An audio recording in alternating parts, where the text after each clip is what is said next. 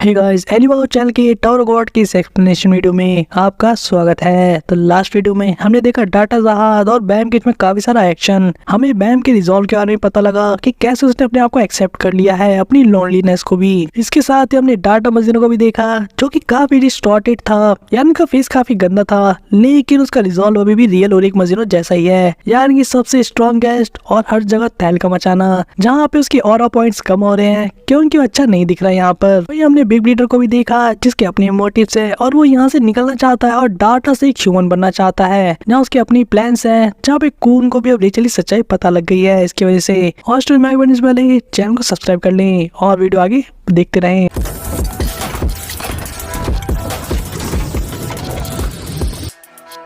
हम देखते बैम काफी रेडी था और उसने अपने अटैक को भी रेडी कर रखा था, लेकिन जहाज भी सरप्राइज था इस चीज को देखकर, क्योंकि वो नोटिस करता है उसने पहली बार ऐसा ऑर्ब देखा है जिसके अंदर शिनशू ब्लैक होल स्फीयर है, क्योंकि ये चीज तो उसने आज से पहले कभी इमेजिन भी नहीं की थी कि ऐसा पॉसिबल हो सकता है। जहाँ वो भी अब एडमिट कर लेता है कि चीजें सही में काफी इंटरेस्टिंग हो गई है जितना कि उसने सोचा था। यहाँ वो बैम के ऊपर अटैक करने के साथ ही कहता है कि चलो मुझे अपनी ट्रू पावर दिखा भी दो। जहाँ बैम भी अपना अटैक कर देता है, वहीं पे हम देखते दूर से कुनिडान को ये सब चीज देखते हुए, ध्यान कितनी सारी डिस्ट्रक्शन को और बड़े से अटैक्स को। जहाँ वो सोच रहा था कि डाटा जहाज को वो भी शिनशू बैटल में टक्कर देना, जो अपने आप में एक रिमार्केबल अचीवमेंट है, वो भी इतने शॉर्ट पीरियड ऑफ टाइम की ट्रेनिंग के बाद। लेकिन इस सेम टाइम पे जहाँ हम देखते हैं इनके बीच की फाइटिंग को, यहाँ पे कुनिडान सोच रहा था कि तुम्हारी सडन ग्रोथ की वजह से डाटा जहाज और भी ज्यादा गुस्से में ही आने वाला है। सिर्फ जहाँ में कुछ फ्लैशबैक दिखाए जाते हैं, यानी कि ट्रेनिंग स्टेज की, जहाँ पे कुनिडान बात करे थे बैम से ही कि कैसे बैम पहले से थोड़ा सा स्ट्रॉन्गर तो हो गया है। जब बैम भी कहता है शायद, जो ये भी बताता है कि कैसे उसे कुछ नया तो नहीं मिला एकदम, लेकिन उसे अपनी पावर के बारे में थोड़ा सा क्लू जरूर मिला है पहले से ज्यादा अच्छा। जब कुनिडान कहते हैं कि मतलब तुमने ऑर्ब के अंदर जो शिनशू ब्लैक होल स्फीयर को क्रिएट किया है उससे भी बढ़िया तुमने कुछ अचीव किया है क्या। जब बैम कहता है कि हाँ मैंने उससे भी ज्यादा अच्छी और फंडामेंटल चीज को मास्टर करने की कोशिश की है, लेकिन उससे पहले मैं आपको कुछ बताना चाहता हूँ। लेकिन वहीं दूसरी तरफ कुनिडान कहते हैं कि तुम्हें मेरी एक एडवाइस को ध्यान से सुनना होगा। तुम शायद स्ट्रॉन्गर जरूर हो गए हो, लेकिन चाहे कुछ हो जाए इस बैटल के अंदर तुम्हें डाटा जहाज से हेड ऑन बैटल नहीं करनी, यानी 1-to-1 एकदम सामने से। जिसका एक रीजन तो ये है कि तुम दोनों की स्किल लेवल में बहुत ही बड़ा डिफरेंस है, लेकिन इसके अलावा एक और काफी इंपॉर्टेंट कारण है, और वो ये है कि डाटा जहाज जो है उसे ऐसे खतरनाक अपोनेंट्स को चार्ज करने में, यानी कि उनका फेस करने में काफी अच्छा लगता है। और इसका एक और कारण है, वो काफी इंजॉय करता है ऐसे अपोनेंट को फेस करना जो कि काफी हिम्मत दिखाते हैं उससे लड़ाई करते वक्त। और शुरुआत में तो फाइट में ऐसा लगता है कि वो तुम पे जब अटैक करेगा वो ज्यादा इंटरेस्ट नहीं ले रहा, लेकिन उसे अगर एक बार लग गया कि उसका जो अपोनेंट है उसे एक तरीके की इंजॉयमेंट दे सकते हैं इस बैटल के अंदर, यानी कि उसका खून उबाल मार रहा है, तो फिर वो अपनी पावरफुल को, यानी कि अपनी पावर्स को कंट्रोल नहीं कर पाएगा। यहाँ पे इसका एक साइन भी है जो कि नोटिस कर सकता है बैम जहाज के अंदर। जब प्लेनेट में देखते हैं यहाँ पर जहाज को स्माइल करते हुए, जहाँ उसके दांत हम देख पाते हैं। और यही चीम चीज कुनिडान ने भी एडवाइस की थी बैम को कि जब जहाज बैटल के अंदर अपने दांत को दिखाकर स्माइल करने लगे तो समझ जाना कि अपने आप को कंट्रोल नहीं करने वाला। और अनफॉर्चुनेटली यही चीज होती है बैटल के अंदर। यहाँ पे डाटा जहाज कह रहा था कि तुम काफी ज्यादा फन हो जितना मैंने एक्सपेक्ट किया था बच्चे। जहाँ अब बैम नोटिस करता है कि जो फ्लो था शिनशू का वो काफी ज्यादा स्ट्रांग हो चुका है पहले से, जो कि डाटा जहाज अटैक कर रहा था। जहाँ पे जहाज अपना एक नया शिनशू कंट्रोल स्टाइल अटैक यूज करता है, यानी कि गोल्डन बॉम्ब। जहाँ जहाज तो अटैक कर रहा था, बैम अपने आप को बचाने की कोशिश करता है। जहाँ जहाज ये भी कहता है कि अगर तुम इस तरह अपने आप को घेर के रखे रहोगे तो तुम दूसरा पार्ट मिस कर दोगे। जब बैम जैसे ही ऊपर देखता है उसके सामने से खतरनाक पंच आता है जो उसे दूर जाके गिरता है। जहाँ पता लगता है लीथल मूव का नाम रैम्पेज था, जो कि काफी सारा डिस्ट्रक्शन भी लेकर आता है अपने साथ में। लेकिन हमें ये पता लगता है कि कैसे एंड मूवमेंट पे यहाँ पे बैम ने काफी बड़ा पत्थर का गोला बना लिया था अपने सामने और उसे इस अटैक को डिफेंड कर लिया था। जहाँ पे जहाज भी इम्प्रेस होता है कि कैसे स्मैश के जो टुकड़े थे बिल्डिंग में उन सभी को कंप्रेस करके एक ऑर्ब जैसा बना दिया, जहाँ पे बैम ने अपने आप को बचाने के लिए। जहाज भी एक स्माइल साथ कह रहा था कि टेंशन तो कमाल की है, लेकिन अगर मैं इसे भी तोड़ के रख दूं तब तुम क्या करोगे और कैसे ब्लॉक करोगे मेरे अटैक को। यहाँ भी ठीक ऐसा ही होता है। जब बैम के पास बिल्कुल समय नहीं था, वो नोटिस करता है कि जो जहाज की स्पीड थी अटैक करने की और भी ज्यादा बढ़ चुकी है। यहाँ पे ये अटैक तो उसे लगता ही है और वो दूर जाके गिरता है। लेकिन इसी मोमेंट पे जहाज को काफी अजीब सा कुछ फील होता है, जहाँ वो नोटिस करता है अपनी फीस्ट पे जहाँ से खून बह रहा था, यानी कि उसे एक कट लगा था। जहाँ वो बैम से पूछता है कि वेट अ मिनट, जब मैंने तुम्हें अटैक किया था तो शिनशू ब्लैक होल स्फीयर तुमने जरूर उसका यूज किया होगा, क्योंकि बैम अभी भी ठीक था। जहाँ पे जहाज का कहना था कि अगर तुम अभी भी जिंदा हो उस अटैक को खाने के बाद भी, तो इसका मतलब मेरा अंदेशा बिल्कुल सही है। यानी कि उस मोमेंट में जब जहाज ने अटैक किया था तो काफी क्लोज रेंज से उसने ऑर्ब को एयर के अंदर स्कैटर कर दिया, यानी कि उसके टुकड़े कर दिए, जिसकी वजह से जो जहाज की फीस थी, यानी जो मुक्का उसने मारा था उसके बीच में और बैम के फेस के बीच में एक टेम्पररी बैरियर सा क्रिएट हो गया, जिसकी वजह से बैम की जान बच पाई और सेम टाइम पे जहाज के हाथ में भी कट लग पाया। और अब जहाज भी अब सोचे पड़ गया था, क्योंकि अपने आप में इतनी इम्प्रेसिव चीज है, कितने कम टाइम में, जहाँ फ्रैक्शन ऑफ सेकंड के अंदर उसने ऑर्ब को ब्रेक किया और ऐसा इंस्टेंटेनियस डिसीजन मेकिंग किया जो कि इम्पॉसिबल है कोइंसिडेंस होना। और ये चीज रिजल्ट नहीं हो सकती किसी ट्रेनिंग की, इसका सिर्फ एक ही मतलब है, ये बैम के अंदर की इंस्टिंक्ट है, जैसे कि जानवरों के अंदर होती है या इंसानों के अंदर भी अलग अलग चीजों को लेकर। वहीं दूसरी तरफ जब सीन शिफ्ट होता है, हम देखते थर्ड स्पेस को, यानी कि जहाँ पे दूसरी टीम जा रही थी। हम देखते कून को जो कि रैक को डांट रहा था, कह रहा था कि एलिगेटर तुम हमारे साथ क्यों आए, तुम तो सही से शिनशू को भी यूज नहीं कर सकते। यार रैक का कहना था तुम हमेशा मेरे साथ ही प्रॉब्लम क्यों है, मैं वैसे भी काफी हेल्पफुल हूँ, खासकर तुमसे तो ज्यादा ही टर्टल। जो इकारिस या ऐसे कहीं रेचल इन्हें कहती है कि स्टॉप शाउटिंग, शोर मत मचाओ और फोकस करो, क्योंकि यहाँ पे हम लोग लड़ने के लिए नहीं आए हैं, हमारा कुछ काम है। और अगर तुम ऐसे लड़ने वाले हो तो तुम लोग बग रूम में वापस जा सकते हो। जब हम सामने स्केल को भी देखते हैं और इकारिस यानी कि रेचल ने बता रही थी कि कैसे अगर वो मिरर में डायरेक्ट देखेंगे तो उसी समय पे मारे जाएंगे। वही दूसरी तरफ जो खतरनाक बैटल थी वो भी चल रही थी, जहाँ पे उड़ते हुए मुक्के देख रहे थे और काफी सारा डिस्ट्रक्शन भी। बैम भी लगातार चीजों को ब्लॉक करने की कोशिश कर रहा था, लेकिन फिर भी उसे नुकसान तो हो ही रहा था। जहाँ पे बैम को काफी क्लोजनेस ऐसी फील आती है कि उसे ब्लॉक करके रोक सकता है, लेकिन बैम दौड़ते हुए दूर जाके गिरता है। जब बैम वापस से ऐसा करने के लिए जब रेडी होता है तो जहाज कहता है अमेजिंग, तुम सही में अपने आप को दोबारा से डिफेंड करने में कामयाब हो गए। जितना ज्यादा मैं अपनी पावर को इंक्रीज करता हूँ उतना ही बढ़िया तुम्हारा डिफेंस होते जा रहा है। इतना ही नहीं, तुम साथ में लकी भी बहुत हो, और जहाँ भी तुम गिरते हो और चीजें टूटती हैं वहीं पे तुम्हें कोड भी मिल जाते हैं। ऐसे तो पहला वाला मैंने तोड़ दिया था, लेकिन फिर भी वही जहाज गया था कि क्यों ना हम चीजों को और दूसरे लेवल पे लेके जाए, क्योंकि अभी तक मुझे इतना मजा आ रहा था, मैं उस चीज को और भी ज्यादा कंटिन्यू करना चाहता हूँ। जहाँ वो कह रहा था कि मैं सोच रहा हूँ कि तुम कितने देर तक ऐसे अपने आप को बचा पाओगी मेरे से, और अगर सोचा जाए तो मैं तो बस अभी शुरुआत ही कर रहा हूँ, तुमने मेरी उम्मीदों को काफी बढ़ा दूर दिया है। हम देखते बैम के अंदर अभी कुछ थॉट चल रहे थे और हम फ्लैशबैक में देखते उस मूवमेंट को, यानी कि ट्रेनिंग को, जहाँ पे वो सोच रहा था कि जो वो है यानी कि मी, उस केस में वो कैसे किसी के द्वारा डिफाइन किया जाता है बार बार, जिसके बारे में उसने कभी ज्यादा सोचा नहीं था। और अगर वो खुद को खुद अपनी पहचान के बारे में बताना चाहे, खुद को एक्सप्लेन करना चाहे कि वो क्या है,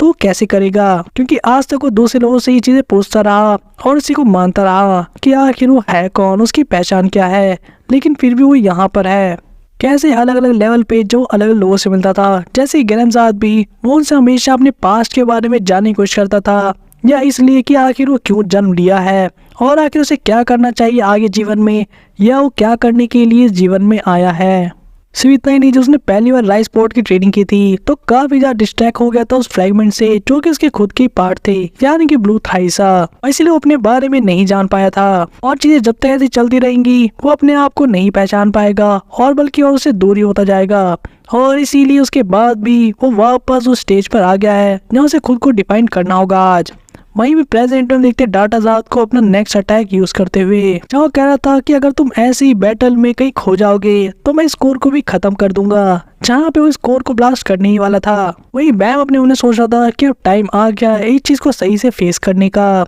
जहाँ पे चाहे कुछ डर हो ना ही कोई गुस्सा, उसके बिना वो खुद को डिफाइन करेगा, क्योंकि ये माया किसी काम की नहीं जिसने उसने अपने आप को क्रिएट कर रखा है। यानी कि आज से उसने जैसे खुद को डिफाइन किया और रियलिटी में वो नहीं है, और इसलिए वो इस माया को खत्म करने वाला है, इस इल्यूजन को पूरी तरह से ओवर कर देगा। जहाँ पे रियल बैटल में देखते हैं कि बैम कुछ क्रेजी क्रिएट कर रहा था, एक अलग ही लेवल का पावर जो कि अलग ही लेवल पे डिस्ट्रक्शन लाता है, जहाँ जात को भी समझ में नहीं आता कि क्या हुआ। उसे उस एक चीज समझ में आई थी कि इसका शिंशु चेंज हो गया एकदम से। जहाँ भी इससे पहले जहाज लिया करता, हम बैम को देखते काफी क्लोज रेंज में आके जहाज के ऊपर सीधे अटैक करते हुए। वहीं पे अपने अंदर यानी कि उस राइस स्पॉट के अंदर उसने अपने आप को डिफाइन कर दिया था, यानी कि उसने एक लाइन खींची थी और कहा था कि ऐसा समझ लो कि मेरी पावर है। दिखने में तो ये लाइन काफी स्मॉल और इनसिग्निफिकेंट है, लेकिन इसने खुद ड्रू की है, यानी कि उसने अपने आप को खुद डिफाइन किया जीवन में पहली बार कि आखिर वो क्या है और क्या करना चाहता है। और उसे अपनी गलती समझ में आ रही है कि कैसे वो आज तक अलग जगह पे भटकता रहा और लोगों को ढूंढता रहा ताकि उसे कुछ आंसर्स मिल पाए अपने बारे में, अपने पास्ट के बारे में और अपनी डेस्टिनी के बारे में। जबकि आंसर काफी सिंपल था, ना कि कोई बहुत ही बड़ी सी डेस्टिनी। जब फाइनली उसको अपना रिजॉल्व मिल गया था और उसने डिफाइन किया था कि जो वो पीछे छोड़ के जाएगा अपना प्रूफ, वही वो उसी से डिफाइन होगा, यानी कि वही असली बैम है। जहाँ यहाँ पे एक लाइन से उसको उसने रिप्रेजेंट किया था। वही दूसरी तरफ प्रेजेंट में यानी कि बैटल में हम देखते हैं कि जो अटैक अब बैम करने वाला था जहाज के ऊपर, जहाज की इंस्टिंक्ट कह थी कि चाहे कुछ हो जाए उसे इस अटैक को रोकना होगा। वहीं पे बैम के इस अटैक का नाम था, जो कि हम पहली बार देख रहे हैं, 25th night style extreme black wind butterfly attack, जो कि एक बटरफ्लाई जैसा लग रहा था और एक काफी एक्सट्रीम एनर्जी को क्रिएट कर रहा था। जहाँ पे जहाज का अटैक लगता है और वो काफी दूर जाके खड़ा हो जाता है, यानी कि उसे काफी पीछे तक पुश कर दिया जाता है इस अटैक की वजह से, यहाँ तक कि उसका मास्क भी डिस्ट्रॉय हो जाता है आधा। जब बैम के ट्रांसफॉर्मेशन को भी देखते हैं, जहाँ पे उसके सर पे 2 छोटे छोटे सींग आ गए थे, जहाँ वो काफी कॉन्फिडेंस के साथ तो कह रहा था कि अब मैं तुमसे लड़ने वाला हूँ, बिल्कुल उसकी तरह जो रियल में मैं हूँ। जब कूनीडान भी सरप्राइज होके खड़ा हो गया था कि आखिर हुआ क्या यहाँ पे, what the hell happened with him, और एकदम से ऐसा क्या बदल गया।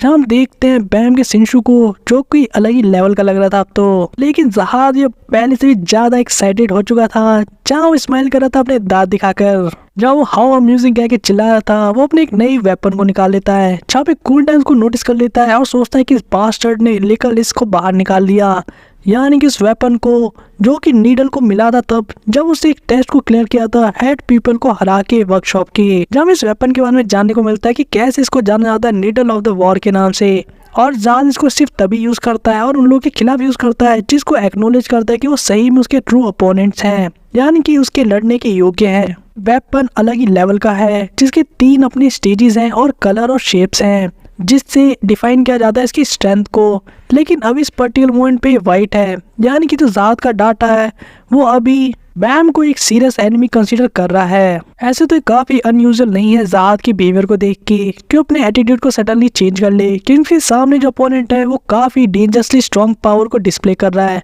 यानी कि बैम को। लेकिन कूनीडान को भी समझ में नहीं आया था, क्योंकि उसने कभी ऐसा एक्सपेक्ट ही नहीं किया था कि ऑल ऑफ अ सडन यहाँ पे इस लेवल की पावर बैम दिखा सकता है। जब कूनीडान को भी सेकंड थॉट्स आने लगे थे, कहीं ऐसा तो नहीं कि जो कॉपी मशीन है यानी कि हाँ हो गया वो सच कह रहा था उससे। जहाँ अब हम फ्लैशबैक में देखते हैं काफी सदियों पहले हिडन स्टेज के अंदर कोई लॉर्ड इडान कह के चिल्लाते हुए आ रहा था, जहाँ पे कोई और नहीं बल्कि हांसू गया था, जो कि झुका हुआ था लॉर्ड इडान के सामने और कह रहा था प्लीज मेरी बात को एक बार सुन लीजिए। जब हम लॉर्ड इडान मार्को को देखते हैं तो इडान का कहना था कि आखिर तुम वापस यहाँ क्या कर रहे हो, मुझे सिर्फ फॉलो करते हुए ना देखो क्योंकि सिर्फ मैंने तुम्हें जान बचाई थी। जहाँ पे हांसू का कहना था सर प्लीज मेरी बात सुनिए, लेकिन इडान अपने ही धुन में था, जहाँ वो कहता था मेरे पास इतना टाइम नहीं है तुम्हारे जैसे लोली क्रीचर के साथ बात करने में, और तुम्हें ग्रेटफुल रहना चाहिए इसलिए क्योंकि मैंने एक बार तुम्हारी जान बचाई थी, और अगर बिग ब्रदर दोबारा तुम पर अटैक किया तो मैं तुम्हारी मदद नहीं करने वाला। जहाँ हांसू ने उसे अपनी बात सुनवाने के लिए, उसे मनाने के लिए एक ग्रेप जूस दिया था और कहा था अगर आप मेरी बात सुन लोगे तो मैं आपको एक बढ़िया सी जेली ड्रिंक ऑफर करूंगा, वो भी वहाँ से जो कि लास्ट स्टेज से मैं लेकर आया हूँ। कूनीडान कहते हैं क्या तुम मुझे इडियट समझते हो कि मैं इतने आराम से बात मान जाऊंगा। जहाँ अगले पल हम देखते हैं कि ये चीज वो पी चुके थे और उसकी बात भी सुन रहे थे। जहाँ इसके बाद कूनीडान का कहना था तो तुम्हारा ये कहना है कि किसी दिन जो वी का सन है वो यहाँ पर आएगा और डिफीट करेगा जहाज को, डाटा को, और लिबरेट करेगा सभी को हिडन फ्लोर से, और इसमें तुम्हें मेरी मदद चाहिए। जिस पे उसने कहता है यस दैट्स राइट सर। जब उस समय कूनीडान को कोई विश्वास नहीं हुआ था तो उसने काफी अजीब सा एक्सप्रेशन देते हुए कहा था कि मैं सोच रहा तुम क्या बोलने वाले हो, लेकिन वो इतना रेडिकुलस होगा, ये चीज तो कोई सेंस ही नहीं बनाती। जहाँ पे हांसू दूसरी तरफ काफी सीरियस था और कहता है कि सर मैंने ये सारी चीजें अपने मन से नहीं बनाई है, जो जहाज आउटसाइड में है यानी टावर में, उसने लॉयल्टी और जस्टिस को कब के पीछे छोड़ दिया है और वो रूल कर रहा है पूरे वर्ल्ड को as a king of the tower, और इसीलिए जो गॉड है वो अपने एक डिसाइपल को यानी अपने स्टूडेंट को भेजेंगे और पनिश करेंगे जहाज को, और वो पर्सन इस पूरे टावर को हिला के रख देगा अंदर तक।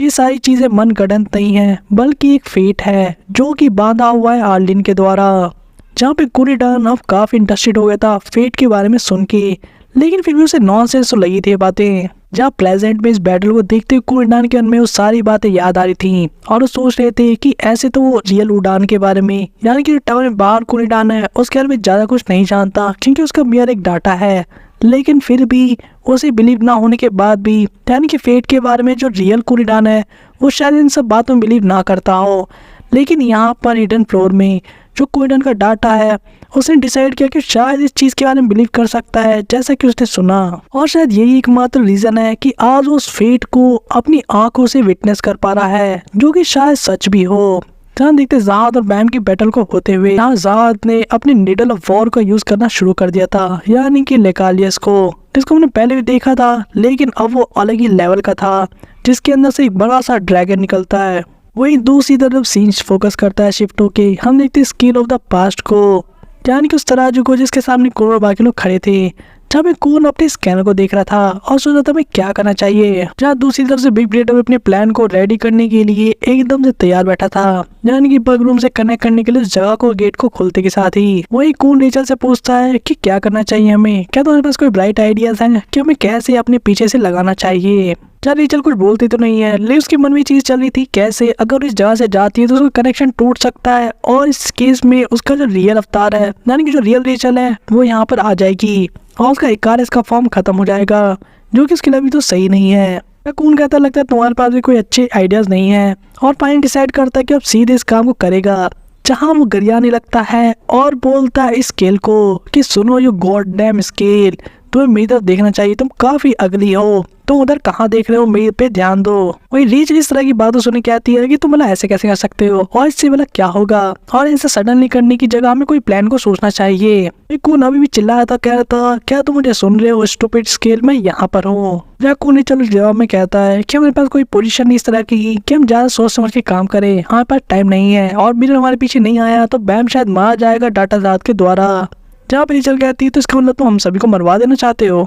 कून एक स्माइल के साथ कहता है कि मैं ज्यादा माइंड नहीं करूंगा अगर तुम मारी जाओ तो। रेचल गुस्से में कह दे तुम सही में एक जर्क हो। लेकिन तभी हम देखते हैं वहाँ पे अजीब सी चीजों को आते हुए जो कि इनके ऊपर अटैक कर देते हैं और इनसे पूछते हैं कि हीरोज भला तुम यहाँ पर कैसे आ गए। जहाँ पे हम देखते हैं स्केल ऑफ द पास्ट को कॉम्बैट मोड में आते हुए, जहाँ ड्रोन जैसी चीजें कह रही थी कि तुम लोग यहाँ पर नहीं आने चाहिए थे, हम आ रहे हैं तुमसे निपटने के लिए, तुम्हें रेडी हो जाना चाहिए। ये भी बाहर में मंडोरसी को देखते हैं जो कि सिंपली खड़ी थी, जिसको देखकर पार्ट्स और बाकी लोग सोच रहे थे कि आखिर ये क्यों नहीं गए उनके साथ, क्योंकि यूजुअली तो प्रिंसेस हर चीज में इन्वॉल्व हो जाती है जहाँ भी एक्शन होता है। लेकिन स्लीपी हेड को भी इसके बारे में नहीं पता था कि ऐसा क्यों है। चाहे डोर्सी को हम नोटिस करते हो सोच रही थी कि आखिर एक प्रिंसेस होने की वजह से मुझे एक्सट्रीमली सावधान रहना चाहिए कि मैं कौन से काम कर रही हूँ। जहाँ पे वो फील कर रही थी जैसे उसकी बॉडी मूव ही ना कर रही हो जो भी करना चाह रही हो, और एक स्नेक ने उसकी पूरी बॉडी को रैप कर रखा है, उसे रोक रखा है, यानी उसके शॉर्ट एनिमी ने जो कि ऐसा सिर्फ डांटा है लेकिन उसे वो कोई भी काम ऐसा करने से रोक रहा है जो कि उसके फादर को यानी किंग ज़ाद को हार्म करेगा। वही दूसरी तरफ यानी कि स्केल ऑफ द पास्ट के साथ यहाँ पे बैटल चालू हो जाती है, जहाँ हम देखते हैं वाइट को रेचल को फाइट करते हुए ड्रोन्स के साथ। जहाँ पे वाइट ज्यादा खुश नहीं था क्योंकि वो कहता तो हमेशा मुझे डर्टी वर्क देते हो करने के लिए, यानी कि लड़ाई वड़ाई के काम। जहाँ हम देखते हैं स्प्लैश ऑफ द डेड का यूज करते हुए, जिससे शॉर्ट की वजह से वहाँ पे काफी बड़ा डिस्ट्रक्शन होने लग जाता है, लेकिन हाके नोटिस करता है कि चीजें रीजनरेट हो रही हैं जो कि इनके लिए तो अच्छा नहीं है। अपना रैक भी अब रेडी हुए थे अपने स्पेयर के साथ और कह रहा था अगर तुम ऐसे करते रहोगे तो ये चीज कभी तुम्हारे पीछे नहीं आने वाली, चलो पीछे हटो और मेरा कमाल देखो। जब वाइट कहता है ठीक है तो चलो दिखा तुम क्या कर सकते हो रेप्टिलियन फ्रीक। जहाँ पे रैक कह रहा था कि मेरा नाम है रैक द रेत रेजर और मैं यहाँ पे आया हूँ अपने कंपेनियंस की लाइफ को बचाने के लिए, मुझे ध्यान से देखो मैं यहाँ पर हूँ। जहाँ उसे में काफी फ्यूरियस तो लग रहा था ऐसे अपने फेस एक्सप्रेशंस के साथ। वहीं दूसरी तरफ बैटल इंटेंस तो हो ही रहा था, यानी ज़ाद और बैम के बीच में, जहां हमने इस अजीब से नीडल को भी देखा था एक्शन में। वही बैम भी अपने एक्शंस को यूज करते हुए यानी कि अपनी पावर्स का इस्तेमाल करते हुए यहाँ पे अब ऑर्ब को अलग ही लेवल पे लेके जाता है। यहाँ पे ज़ाद को देखिए कहता है कि मुझे पता था ऐसे कुछ होने वाला है। जहाँ पे काफी बड़ी सी डार्कनेस छा जाती है, जहाँ पे जो अटैक ज़ाद ने किया था वो उसके अंदर एक तरीके से सिंपली एब्जॉर्ब हो जाता है। जब अब कोरिडान के ऊपर भी इफेक्ट पड़ने लग गया था इस सारे डिस्ट्रक्शन का। वही दूर हटने के बाद जहाज और कोरिडान दोनों सेम मोमेंट पे नोटिस करते हैं कि जो लेकेलियस था यानी वो अटैक वो जा चुका है और उसका सिर्फ एक ही मतलब है कि जो बैम है उसने उसको डिवार कर लिया यानी कि निगल लिया एक तरीके से। जब बैम तो काफी बैडेस्ट लग रहा था उन दोनों सीन के साथ यानी कि जो थ्रोन के साथ जो क्रिएट हुआ उसके हेड पे। वही जहाज के सामने खड़ा हुआ सोच रहा था कि पहले दिखने में थोड़ा सा लिटिल मॉन्स्टर लग रहा था लेकिन अब देखो वो कम्प्लीटली डिफरेंट हो चुका है, जैसे कि अब इसके अलावा कुछ और यहाँ पे है ही नहीं और वो सभी चीजों को निगल लेगा अपने अंदर। जहाज की आंखों में झांक के देखता है और कहता है कि इसकी आंखें कुछ अलग सा ही बयां करती हैं, जैसे कि एक ऑनेस्ट गेज, जिसकी आंखों में किसी भी तरह का छल कपट नहीं है। वही दूसरी तरफ बैम अब काफी ज्यादा अलग सा फील कर रहा था, उसकी सेंसेस काफी हाइटेंड हो गई थी यानी बढ़ गई थी, जब वो सब कुछ सेंस कर पा रहा था जितनी भी चीज उसके आसपास थी, लेकिन वो कोर उसके ग्रुप को नहीं कहीं भी ट्रैक कर पा रहा था, जैसे वो कहीं डिसअपेयर हो गए हवा में। और इसलिए वो डिसाइड करता है उसे जल्दी करनी होगी क्योंकि जरूर उनके साथ कुछ हुआ है और इस बैटल के साथ जल्दी से खत्म करना होगा और इसका सिर्फ एक ही तरीका है यानी कि उन कोर को डिस्ट्रॉय करना, जो कि बहुत ज्यादा दूर तो नहीं लग रहे थे। जब बैम को हम एक दूसरा अटैक को यूज करते देखते हैं जब अपने फ्लाइंग शिंशु को अलग ही लेवल पे ले जाता है और यूज करता है एक स्पेशल स्किल को जिसको नाम देता है वो अल्टीमेट ब्लू शील्ड का। जहाँ हम देखते हैं जो फ्लाइंग शिंशु को यूज करता था उड़ने के लिए वो काफी बड़े साइज का हो जाता है, जिसके से जहाज को भी पीछे हटना पड़ता है एक पल के लिए। जहाँ पे हम देखते हैं वो अलग ही लेवल पे होता है, जहाँ जहाज क्या होता है दिखने में तो काफी बड़ा है लेकिन लगता है कि अपनी ओवरफ्लोइंग पावर को कंट्रोल नहीं कर पा रहा सही से, यानी कि बैम अभी पूरी तरह से कंट्रोल में नहीं अपनी इस पूरी पावर के। और जब वो इस बार बैम को देखता है तो सोचता है कि कैसा रिडिकुलस लिटिल किड है ये, जो कि टावर में आ गया है पता नहीं कहां से। डाटा ज़ात भी अब सोचने पड़ गया था और अपने आप को मान रहा था कि उसे सही में अब सीरियस होना पड़ेगा, चीजें उसके हाथ से निकल सकती है यहाँ से। वही बैम अपने कोर के पास काफी जल्दी पहुंच गया था, यानी जिसको डिस्ट्रॉय करके उसे पॉइंट मिलता, जहाँ उसे स्मैश करने के लिए जाता भी है, लेकिन तभी बीच में जहाज अपेयर हो जाता है। जहाँ पे बैम ने अपना अटैक रेडी तो कर लिया था लेकिन अब जहाज भी अपने लिकेलियस का सेकंड फॉर्म यूज करता है, जहाँ इसका कलर और शेप वापस से चेंज होता है, जिसका नाम था कोई लाशंते, जो काफी डिस्ट्रक्टिव पावर लेकर आता है और बैम को एक पल के लिए पीछे गिरा देता है इतनी सारी पावर यूज करने के बाद भी। जहाँ पे कोरिडान चिंतित हो गया था बैम के लिए इस अटैक को देखकर, क्योंकि कोरिडान को पता था कि जो जहाज वो सही में एक बास्टर्ड है जो कि अपनी पावर को लगातार बढ़ाते जा रहा है। वहीं पे जहाँ सीन शिफ्ट होता है हम देखते हैं हाकिन को और बाकी लोग को, जब लोग कहते हैं तुम लोग यहाँ पे खड़े क्यों हो, क्या तुम लोग डर गए। वहीं पे जो कौन था वो अभी भी किसी तरीके से इसके लोग गुस्सा जाने की कोशिश कर रहा था और कह रहा था तुम वहाँ खड़े खड़े क्या कर रहे हो, क्या तुम उसे डरते हो, क्या तुम डरपोक हो, चलो यहाँ पर आओ मैं तुम्हें अभी हराने वाला हूँ। जहाँ उसे अलग तरीके से बेइज्जत कर रहा था कि जैसे तुम्हारे अंदर सिर्फ बोन्स हो और मैं तुम्हारा एक बोन स्ट्यू बनाने वाला हूँ यानी एक तरीका सूप, लेकिन ऐसा कहे कि तुम तो पूरी यूजलेस स्किल हो क्योंकि तुम्हारा तो बोन स्ट्यू भी नहीं बनाया जा सकता। जहाँ पे अब स्किल को सही में गुस्सा आता जो कह रहा था यू लिटिल पंक, और इसके साथ हम स्किल को फाइनली मूव करते हुए देखते हैं जो कह रहा था कि मैं तुम्हें खत्म करने वाला हूँ, इस दुनिया से तुम्हें गायब कर दूंगा, तुम्हारी हिम्मत कैसे ऐसी बात मुझसे बोलने की। जहाँ पे रेचल वाइट सभी लोग नोटिस करते हैं कि फाइनली स्किल जो है मूव कर गया, लेकिन उनके पास कोई प्लान नहीं है। वही कून चिल्ला के सभी को वार्न करता है कि अगर उन्होंने मिरर के अंदर खुद को देखा तो वो लोग मारे जाएंगे उसी टाइम पे। वहीं पे अपना जो रैक था वो रॉक रॉक करके चिल्लाने लग जाता है बार बार, जहाँ सोच रहा था किसी तरह से पत्थर को स्ट्रक्चर बनाए। हम देखते रैक और कून को एक स्किल को शेयर करते हुए, यानी कि पत्थर और आइस के कॉम्बिनेशन से एक पेट्रिफिकेशन करते हुए नई चीज पॉसिबल हो जाती है। लेकिन रेचल ये देख के काफी सरप्राइज होती है कि ऐसा कैसे पॉसिबल हो सकता है और इन दोनों ने अपने शिंशु को इन्फ्यूज कैसे कर लिया। वहीं पे कून अब चिल्लाता है कि हुआंग अब जल्दी करो, यानी कि बिग बेटर को, क्योंकि उन्हें बग रूम का गेट जो खोलना था। वहीं दूसरी तरफ बैटल में कोरिडान भी अब गुस्सा हो गया था थोड़ा सा जहाज के ऊपर, क्योंकि उस बास्टर्ड ने अब एक टफ वेपन को निकाल जो लिया था, यानी कि निकाले इसके सेकंड फॉर्म को। यहाँ पे वो सोचता है कि कैसे ये जो वेपन है उसका अटैक रेडियस काफी बड़ा है और उसमें से एक एक्सट्रीम बीम ऑफ लाइट निकलती है जो कि स्प्रेड करती है शॉक वेव्स को सारे डायरेक्शंस में, जिसकी रेंज और स्पीड दोनों ही काफी खतरनाक है साथ के शिंशु के साथ मिलकर। और ऊपर से जहाज की स्किल्स है उसे अनबिलीवेबली फास्ट बना देती है और इस वजह से उसकी नीडल एक तरीके की अनस्टॉपेबल फोर्स है। जब उसे अटैक करते हुए देखते हैं वहीं पे अब सिर्फ एकमात्र एक ही कोर बच गया था। वहीं पे बैम भी अब थोड़ा सा डिस्ट्रेस में था क्योंकि उसकी बॉडी से ब्लीड हो रहा था। जब बैम का कहना था कि ऐसे तो उसने उस अटैक को ब्लॉक कर दिया था लेकिन फिर भी शायद से कुछ और हिट लग गए जिसके वजह से उसकी बॉडी की हालत है। जब हम देख पाते कि गांव काफी गहरा था और ऐसी अगर फाइट चलती रही तो चीजें सही में काफी डेंजरस हो जाएंगी और ये हार भी जाएगा क्योंकि अब सिर्फ एक ही कोर बचा है, अगर वो गया तो सब चीजें खत्म हो गई। इसीलिए बैम अब ज़हा से दूर जाने की कोशिश करता है उड़ते हुए। वहीं पे हम देखते हैं कि ज़हा उसकी काफी क्लोज आ रहा है वापस से,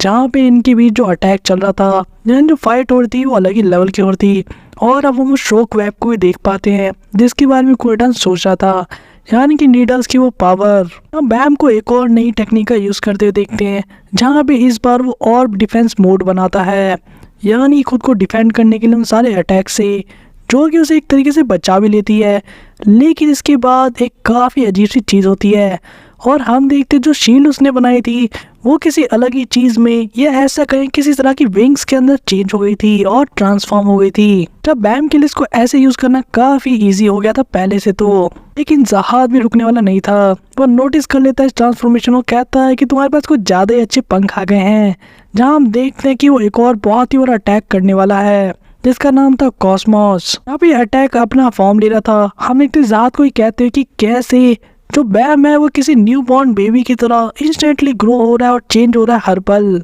और ज़ात यहाँ तक कहता है कि मुझे कोई आइडिया नहीं है कि तुम हो कौन और कहाँ से आए हो, लेकिन मुझे एक चीज़ पता है, तुम्हारे अंदर वो पोटेंशियल है रीच करने का उस लेवल पे जहाँ पे अभी बाहर की मेरी फॉर्म एग्जिस्ट करती है, यानी कि जो किंग ज़ात आउटसाइड है उसके लेवल तक पहुँचने का पोटेंशियल बैम के अंदर भी है। जहाँ वो कहता है तुमने पक्का सेंस कर ही लिया होगा मेरी तरह कि जो तुम्हारे कंपेनियन है और जो हुआंग है यानी कि बिग ब्रीडर वो गायब हो चुके हैं, और लगता है हुआंग ने भी मुझे अंडरएस्टिमेट कर लिया सोच के कि मुझे पता नहीं लगेगा कि मैं नोटिस कर पाऊँ कि वो गायब है और क्या करना चाह रहा है। मुझे उसकी प्लान की खबर काफी समय से है, लेकिन अगर वो सही में उसको एग्जीक्यूट करने की कोशिश करेगा तो वो सारे लोग मारे जाएंगे और साथ ही में उन्हें रिग्रेट भी काफी होने वाला है मरते वक्त।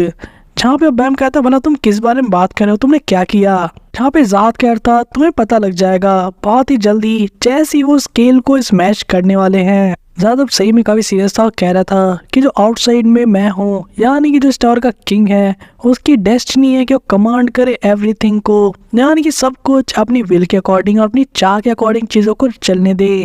यहीं पे अगर तुमने वो लड़ाई को शुरू कर दिया जिसे तुम चाह कर भी नहीं जीत सकते। जब बैम का कहना था कि सच नहीं है, लेकिन ज़ात कहता तुम चाह कर भी कभी सरपास नहीं कर पाओगे मुझे, जो कि आउटसाइड एग्जिस्ट करता है इस एरिया से, यानी कि किंग ज़ात को। ये जो अटैक इस बार ज़ात ने किया था, हम देखते कून ईडान को भी गुस्से में ले आता है, जहाँ कहता क्या तुम पागल हो गए हो फेक, क्या तुम बैम को मारने का सोच रहे हो। जहाँ पे हम ज़ात के पर्सपेक्टिव से देखते कि पूरा एरिना डिस्ट्रॉय हो चुका है, जहाँ चारों तरफ बस पत्थर और टुकड़े थे, हम ज़ात के पूरे फेस को देख पाते हैं। लेकिन सरप्राइजिंगली बैम को इस बार कुछ नहीं हुआ था, क्योंकि उसने अपने अटैक को काफी आराम से ब्लॉक कर दिया था अपनी पावर का यूज करके। और ज़ात को कहता तुम डेस्टिनी की बात कर रहे हो, मेरे लिए कोई भी ऐसा पर्सन जो खुद को डिक्लेयर कर दे किंग बिना बाकी लोगों की एक्नॉलेजमेंट के, वो सही मायने में कभी भी किंग बन ही नहीं सकता। बैम यही नहीं रुकता, वो ये भी कहता है कि अगर इसीलिए ज़ात किंग बना ताकि वो दूसरों को तड़पा सके और काउंटलेस लोगों की जान ले सके, सिर्फ इसलिए क्योंकि इसकी डेस्टिनी है,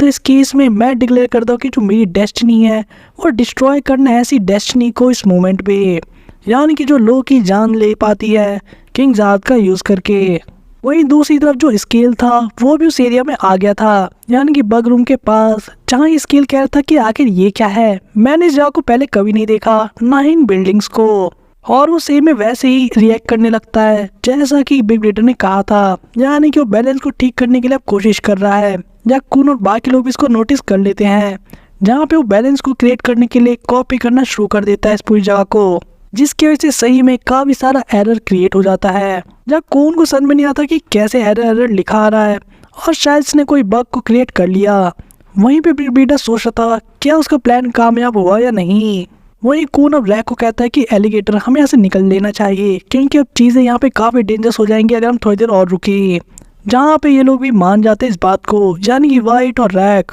लेकिन इस मोमेंट पे हम देखते कून को कुछ हो जाता है, जहाँ पे रैक पूछता है ब्लू टर्टल क्या हुआ। जब कून बताता है कुछ ऐसा हो रहा है जैसे लग रहा है कि मुझे चक्कर आ रहे हो और मेरा दिल धड़कना कभी बंद हो सकता है। जहाँ हम देखते ये चीज कोई और नहीं बल्कि रेचल कर रही थी, जहाँ वो कहती है लगता है समय आ गया उस चीज को डेटोनेट करने का। जहाँ बताती मैंने अपने पावर का यूज किया था जब मैंने तुम्हें ठीक किया था, उस समय उसने इसे बचाने के बहाने उसके हार्ट के पास एक बॉम्ब फिट कर दिया था जिसको वो यूज करना चाहती थी ताकि वो कून को मार सके जब एकदम क्रूशियल मोमेंट होगा इस जगह पर। और हम रीचल को देखते हैं स्माइल करते हुए, जहाँ पे उसके हाथ में खून की जान थी और वो कह रही थी बाय बाय। वही दूसरी तरफ जहाद और बैम का बैटल अब काफी लंबा चलने लग गया था, जहाँ पे अभी भी मैं कोई रिजल्ट नहीं दिख रहा था और बैम अब काफी पावरफुल भी हो गया था ग्रो करके। जब बैम इस बात को सुन के सोच में पड़ गया था कि उसे पता नहीं कि एक्चुअली क्या चल रहा है, लेकिन अगर जहाज सच कह रहा है तो वो और उसके दोस्त यानी कि कुन और बाकी लोग सही में खतरे में हैं, चाहे वो कुछ भी कर रहे हो। तो इसलिए उसको इस गेम को जल्दी से खत्म करना होगा, जिसकी वजह से सामने से टक्कर लेनी होगी जहाज से। लेकिन फिर भी उसका अपोनेंट अभी भी मैसिव डिफरेंस लेवल पे है जब बात आती है स्किल की। और काश अगर ऐसा हो पाता कि वो और भी पावर को समन कर पाता तो शायद उससे बिना किसी कंस्टेंट के लड़ पाता, जैसा कि हाकिन के टाइम फाइट करते वक्त हुआ था, जहाँ सोच रहा था कि काश ऐसा कोई तरीका होता जिससे मैं अपनी पावर को बढ़ा पाऊँ। जहाँ हम देखते ऑर्ब को और साथ ही थ्रोन को रिएक्ट करते हुए, जहाँ पे बैम और ज्यादा डिटरमाइंड हो रहा था और सोच रहा था रिस्की मूव तो है लेकिन मुझे ट्राई करना चाहिए। जहाँ हम देखते उसे पहली बार थ्रोन को इग्नाइट करते हुए, ताकि उसे अपनी फुल पावर मिल सके किसी भी तरीके से एक ही पल के लिए। जहाँ जैसे इग्निशन स्टार्ट होता है हम देखते जो थ्रोन था अभी तक बैम के पीछे, वो उसके शरीर के आर पार चला जाता है, उसका साइज भी काफी चेंज हो जाता है। जहाँ कोनिडान और डाटा जहाद भी चीज को नोटिस कर रहे थे कि आखिर यहाँ क्या चल रहा है। उन्हें ये तो समझ में नहीं आता कि बच्चा क्या कर रहा है, लेकिन ये डेंजर जरूर हो सकता है। जहाँ हम देखते थ्रोन को अलग ही लेवल पर जाते हुए,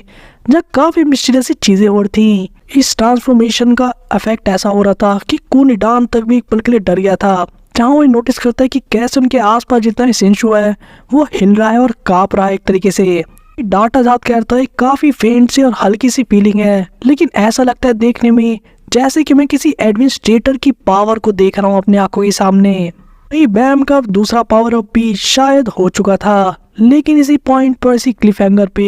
ये वीडियो को यहीं पे समाप्त करते हैं, साथ ही इस एक्सप्लेनेशन को भी ओवर करते हैं, जहाँ पे आपको नेक्स्ट वीडियो देखने को मिलेगा कि आगे स्टोरी में क्या होने वाला है। आखिर डाटा जहाद वर्सेस बैम का क्या रिजल्ट निकलने वाला है, और भले डाटा जहाद क्या कहना चाहता था इस चीज से कि कौन और बाकी लोग मारे जाएंगे उस प्लान को पूरा करके जो बिग ब्रीडर करवा रहा है। हिडन फ्लोर बिल्कुल अपने अंत पे है, साथ ही हम आने वाले टाइम में अब नेक्स्ट स्टेज पे पहुंचने वाले हैं, यानी कि हेल ट्रेन अब ओवर होने ही वाला है। तो चीजें ऐसी इंटरेस्टिंग बनी रहेंगी, लेकिन इसको जानने के लिए आपको हमारे चैनल पे बने रहना होगा, जिसके लिए आपको इस चैनल को सब्सक्राइब करना होगा और नीचे वाले लाल बटन को दबाना होगा। साथ ही आपको वीडियो पसंद आ रही है तो वीडियो को लाइक करें, चैनल को ज्यादा शेयर करें और हमें कमेंट करके सजेस्ट करें आपको और कौन सी वीडियो देखनी है। तब तक के लिए बाय गाइस।